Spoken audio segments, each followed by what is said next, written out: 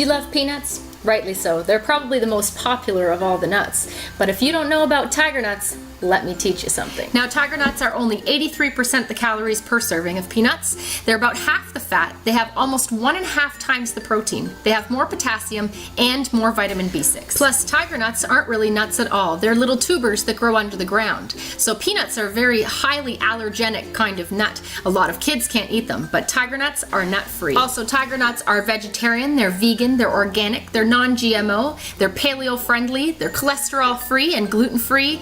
They have resistant starch, which is great for weight loss. They're also great for the Whole30 diet, as well as raw food diet, and they're antibacterial and prebiotic. They're also great for kids, adults, the elderly, people with celiac disease and diabetes, as well as athletes. The next time you go to grab a handful of peanuts, try a handful of tiger nuts instead. You can find tiger nuts products online at tigernutsusa.com.